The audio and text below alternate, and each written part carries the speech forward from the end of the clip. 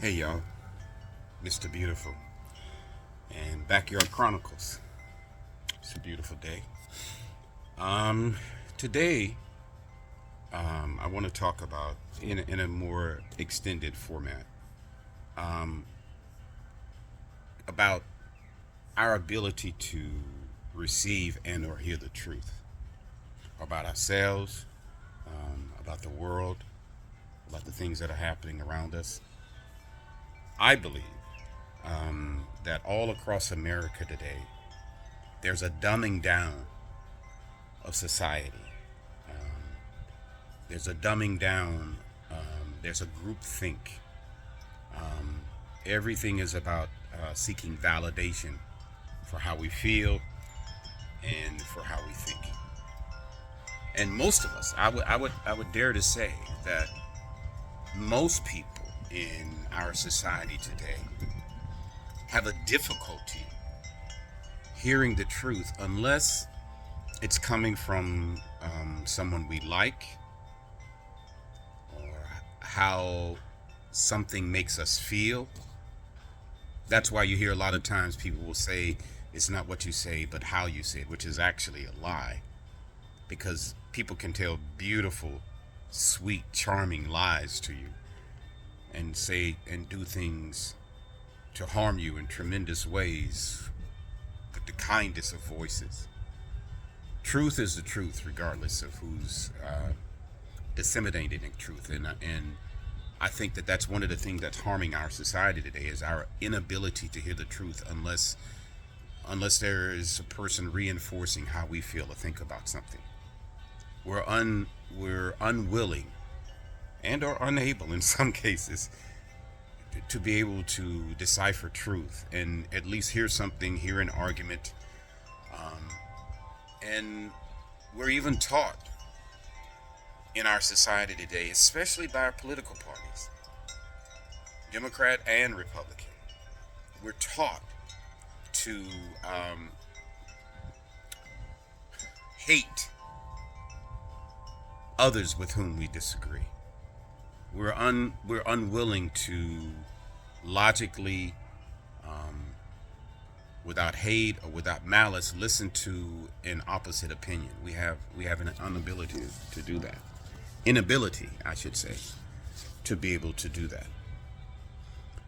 And and I think that it all comes from the way that we are trained in our society. I'm a person who I question on a daily basis my motives, my actions, the way that I move, the things that I say, the way that I treat people, and I think that most of us, unfortunately, in our society today, we don't even have friends in our lives with whom we disagree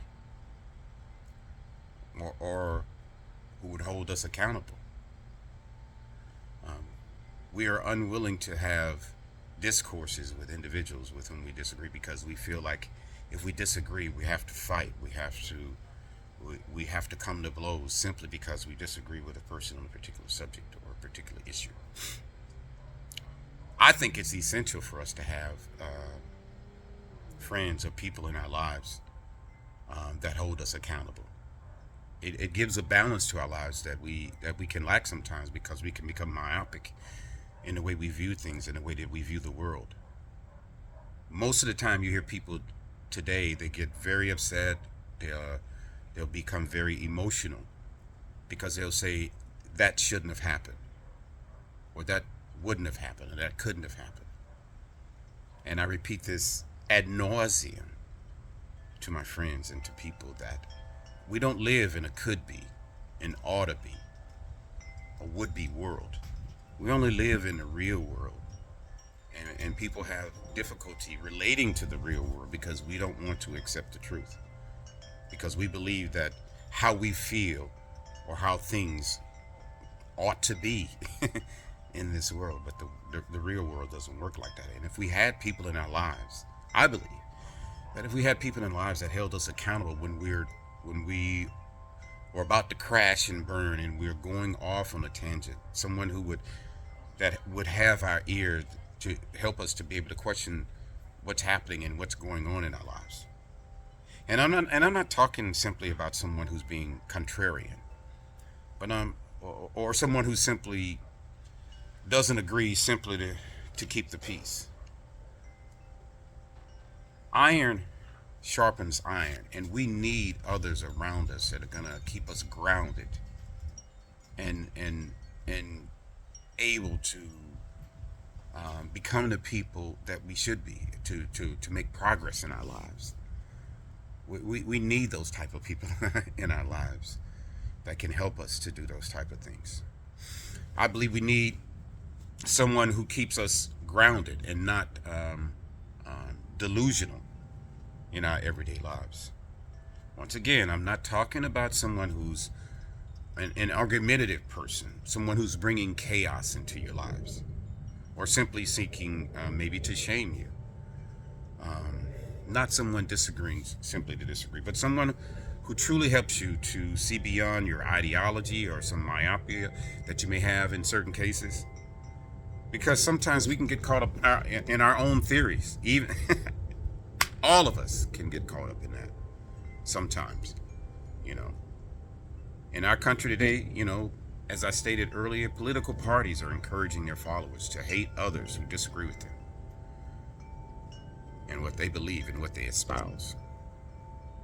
You don't have to hate someone simply because they have a dissenting viewpoint on a particular issue. Most people in our society today will only listen to people who say things that makes them feel good,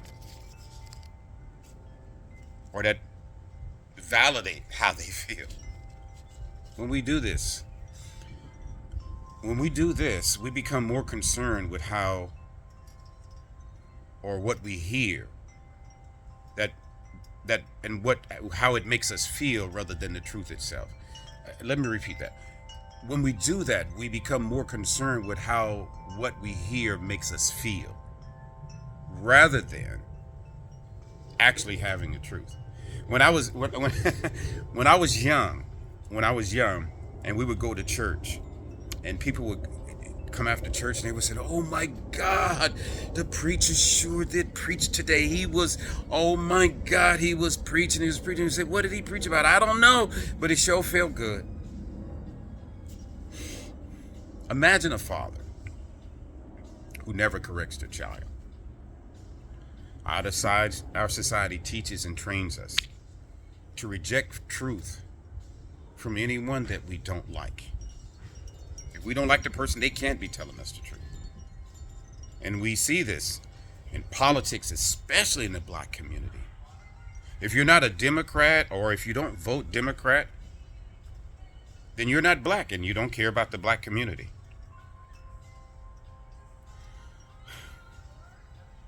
You can't, in the black community, you can't even question or reject democratic policies within the black community. You can't do it, or you'll be labeled a sellout.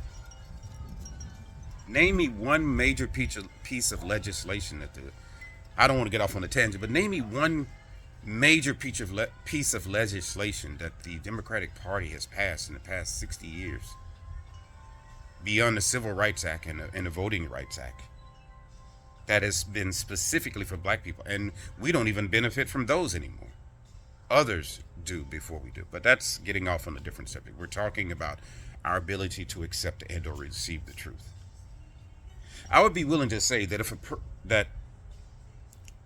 a person that is in your life that's supposed to care about you is unwilling to tell you the truth, even when they see you about to crash and burn, or make a horrible choice, that person really doesn't care about you.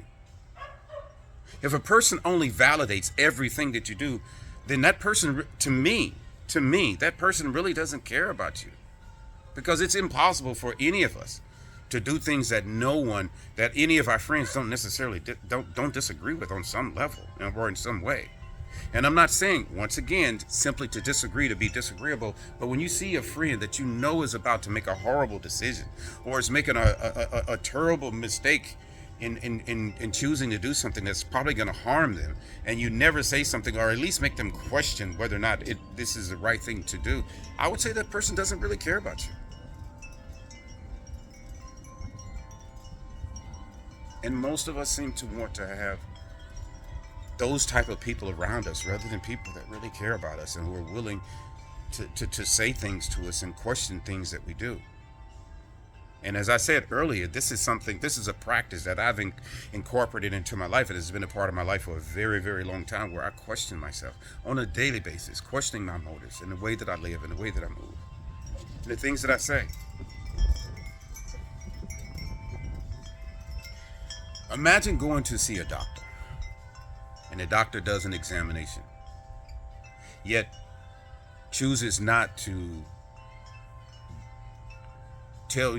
give you a diagnosis. It finds out that you have a disease. That doctor does an examination, finds out that you have a disease, and then chooses not to prescribe you medicine that could probably cure that disease, or treatment that could probably help you, simply because maybe the medicine doesn't taste good, or they think that you might not like going to have a surgery or a particular procedure.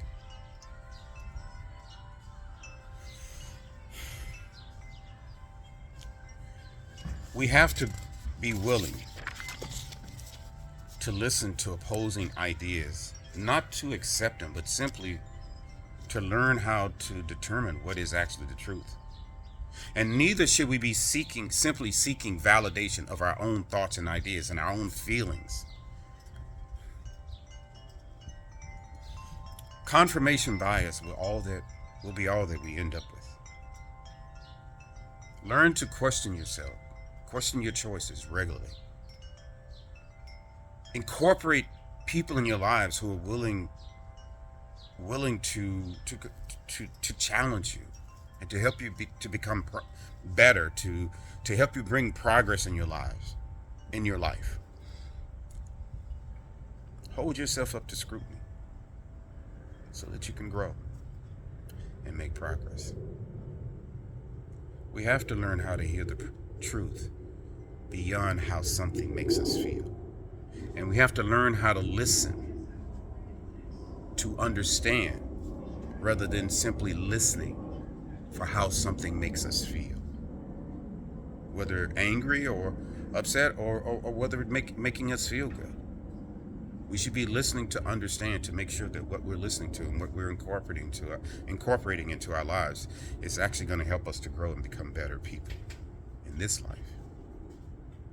Anyway, I've been talking for a long time, and I hope that all of us can learn to hear opposing views and ideas, and learn how to listen beyond how something makes us feel, and really learn to hear the truth, even when it's coming